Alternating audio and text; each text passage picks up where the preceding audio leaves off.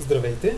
Измина доста време от последния видеоурок, който съм правил, но междувременно на magadanski.com има 8 публикации, които представят едно въведение в JavaScript, което ви препоръчвам да разгледате, тъй като в следващите видеоуроци, които ще правя, се очаква да има все повече и повече скриптове, така че, за да не ви объркат някои неща, които ще срещнете по-късно, е добре да разгледате това въведение в JavaScript. То включва променливи, константи, условения оператор if, цикли, for, while, функции, каква точно е нуждата от функциите, как може да дефинираме нови функции, да ги използваме. Включва и един урок в две части, който представя правене на един такъв хронометър, който при натискане на старт започва да отборява колко време е минало и когато натиснем стоп, той спира и показва какъв е резултат. При повторно натискане на старт започваме от начало. И така, нека да се върнем сега на нашата начална страница. В последния урок, точно преди да завърша, казах, че предстои да добавим възможност при нашите кутии да премахнем това активно състояние, което виждаме в момента. Тъй като в момента, като кликнем на една от кутиите, тя има едно такова активно състояние, което можем единствено да сменяме към някоя друга кутия, но като цяло не можем да я изключим и не можем да се върнем в първоначално състояние, което се вижда, когато рефрешнем страницата. Ето, няма как да се върнем в този момент. Затова в днешния урок ще добавим възможност, ако кликнем отново на заглавието на активен елемент, той да губи своята активност и да се връщаме в това изходно състояние. Това е нашия JavaScript. Промените, които ще правим, ще бъдат само тук. Нека само преди да започнем с същинската част, да направим няколко малки промени, които да подобрят четимостта на кода. Като за начало, нека този един огромен ред, който върши цялата работа, да го разделим на няколко малки части, за да ни е по-лесно в последствие, ако се върнем към този код, както всъщност в момента се връщаме, да можем по-лесно да се ориентираме какво точно става, тъй като в момента четем един дълъг ред и на моменти, който има по-малко опит с JavaScript, наистина може да се каже, чакай сега, тук какъв е този клас Active, защо го добавяме, след малко го махаме и така нататък. Да започнем с това, ще си запишем този елемент, който селектираме тук, в отделна променлива, тъй като в крайна сметка почти всички промени, които правим, се отнасят за него. Така че, нека да изрежем това, ще го заместим с променливата parent. Нека да дефинираме тази променлива ето тук и да издадем именно тази стойност. Най-близкият или parent елемент на текущият линк, който е кликнат. И сега нека да ви представи една такава особеност на използването на функцията closest, както и на много други функции в jQuery. Предния път ви казах, че можем тук да подадем просто някакъв CSS селектор и да вземем най-близкият родителски елемент, който отговаря на този селектор. Вместо селектор можем да използваме и готов jQuery елемент, а тъй като ние всъщност тези лита ги имаме записани ето тук, ние всъщност можем вместо селектор да подадем променливата, съдържаща всички лита. Само едно от тях реално съдържа кликнатият линк и използвайки this closest, ние селектираме именно това линк. Така, на следващия ред вече имаме parent add class active. Добавяме клас active. Нека да добавим и parent.animate. Само накрая трябва да допълним точка и запетая, тъй като това показва край на ред в JavaScript. След това анимираме елемента. Отново точка и запетая. И тук имаме siblings. Нека всъщност това siblings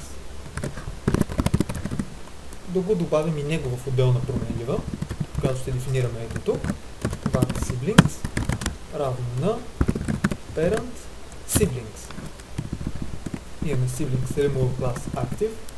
Махаме класа active на всички елементи от същото ниво на текущия. И след това ги анимираме да бъдат по-тесни. Така, за момента няма никаква разлика в това как точно се държи нашия JavaScript, Просто сме го направили малко по-лесно четим. Нека сега направим така, че когато кликнем на линк на активен елемент, той да губи това състояние на активност. За да направим това, първо трябва да проверим дали текущият елемент е активен. Това можем да извършим ето тук. If parent.hasClass active. По този начин проверяваме дали въпросният parent елемент, който има кликнатият линк, има клас active. В случая този елемент, активният, има клас active. И кликайки този линк, това означава, че това условие ще върне true, ще бъде изпълнено, ще бъде вярно. И тогава, ето тук, последствие ще добавим remove active state. Това е просто един коментар, който ни показва в последствие какъв код ще добавим тук. Нека за момента ще добавим един else. Това е в случай, че линкът не е от активен елемент, си рече, ако е този или този линк в дадения момент. Нека да се изпълни този код, който сме имали за момента. Реших, че ще е добре, тъй като използвам Sublime и дори съм казвал, че според мен това е много добър текстов редактор, да ви обясня и някои неща, които правя по време на писане на уроците. Преди малко елементите бяха ето така. Когато имаме селектиран текст, задържайки Ctrl-Shift и стрелките нагоре-надолу, можем просто да местим текста, така че да го вкараме в случая в този else statement. И когато натиснем Tab, го вкарваме по-навътре. Сега единствено изтриваме тези излишни празни редове и всичко е форматирано по подходящ начин. Нека да се върнем в случая, в който условието е изпълнено. В този случай ние трябва първо да премахнем този active class на parent елемента, parent.remove class active. Сега да се сещам, че може би ще е по-добре да направя шрифта малко по-голям, за да четете по-лесно. Така, надявам се, че вече нещата се виждат по-добре. Извършваш се с Ctrl и скролване на мишката надолу и нагоре. След като сме премахнали този Active State, ние трябва да направим и текущия елемент по-тесен. Трябва да го върнем в началното тясно състояние. Parent.animate и широчината задаваме на ето е тук, погледаме колкото е дефинирана в CSS-а, 234 пиксела. И продължителност на анимацията задаваме колкото в другите два случая, 600 милисекунди. Именно това повторение на продължителността на анимацията до някъде не е много добро, тъй като ако решим да променим скоростта и искаме да я променим на трите места, трябва да се върнем, да редактираме всяко едно по-отделно. В случая наистина те са една до друга трите дефиниции, пък и самата бройка е толкова малка, 3, не би било никакъв проблем. Но като цяло, когато започнем да пишем повече JavaScript, имаме самите редове, самите анимации, едната е тук, другата е 200 реда по-надолу, третата е на съвсем друго място, тогава е по-удобно да си дефинираме една променлива var animDuration от animation duration или продължителност на анимацията, зададем нея на 600 милисекунди и след това вече зададем тук директно тази променлива. Така че ако искаме да променим нейната продължителност, променяме единствено тук, и всички места, където използваме тази променлива, автоматично вече приемат новата стойност. Сега още един трик в Sublime. Когато сме селектирали в случая 600 и той се повтаря по-нататък, с Ctrl и D можем да селектираме едновременно следващите стойности. И сега при Paste замествам автоматично с името на променливата. Нека да видим какво се е получило за момента. Рефрешваме страницата, ето, кликаме на HTML, кликаме втори път и то се прибира и става отново по-тясно. Проблемът е, че другите две кутии също за момента стоят в това минимално състояние. Нека да го наречем така. Имаме минимално, средно и максимално, образно казано. В случая, когато кликнем на активния елемент, той минава в средната широчина, но другите остават в минималната. Затова, ето тук, трябва да добавим отново simlinks.animate и трябва да ги анимираме отново до тази същата широчина от 234 пиксела. Отново подаваме Animation Duration като продължителност на анимацията. При рефреш, ето имаме HTML, изключваме, той се свива до средно състояние, другите две кутии също се разширяват до това средно състояние. Можем да ходим от едната към друга активна, премахаме активност и имаме 3 равнопоставени кутии.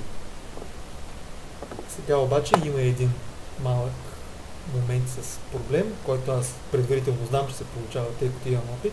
Сега ще ви демонстрирам. Когато кликнем няколко пъти на една от кутиите, виждате, че цвета се сменя бързо, тъй като това става мигновено. Но самата широчина се сменя по-бавно, отколкото кликам, и в крайна сметка се натрупва една такава опашка от действия, която си продължава в последствие да се изпълнява, дори след като съм спрял да кликам. Вярно, че е безсмислено и само някой заедливец би тръгнал да ви клика така безразборно по сайта, без да знае какво прави и да ви обвинява, че виж как си направил некадърно сайта, аз какво правя, то тръгва после половин час още да ми ходи наляво-надясно, да става широко и тясно и така нататък. Затова е много важно, преди да използвате Animate, да добавяте по едно точка стоп, което прекратява предходно изпълняващата се анимация за даденият елемент, ако има такава. Ние в момента гледаме един вид дали в момента се изпълнява анимация върху parent елемента. Ако има, я спираме и започваме нова анимация до състоянието, което сме задали. Този стоп ще добавим и на другите места. С контрол и клик отново селектираме така, че да можем да пишем на няколко места и си пишем точка стоп. И сега като рефрешнем, да си кликаме колкото искаме. В момента, в който кликнем, анимацията спира. Да речем, искаме отначало започва да се разширява, но още по време на самото разширяване, преди да е стигнало до край, кликаме отново и елементът тръгва в обратна посока да се стеснява. Работи обратно. При стесняване, активираме отново и той се разширява обратно до крайното състояние. Така че в момента, колкото и да си играем, колкото и право детински работи да правим в момента, сайтът си върви правилно, не се чупи и се държи както бихме искали да се държи. Надявам се, че урокът ви е харесал. В бъдеще ще добавим и още JavaScript функционалност. Може би няма да е по тази страница, може би вече ще направим някои от по-вътрешните. Още не съм решил. Надявам се да чакате урока с нетърпение.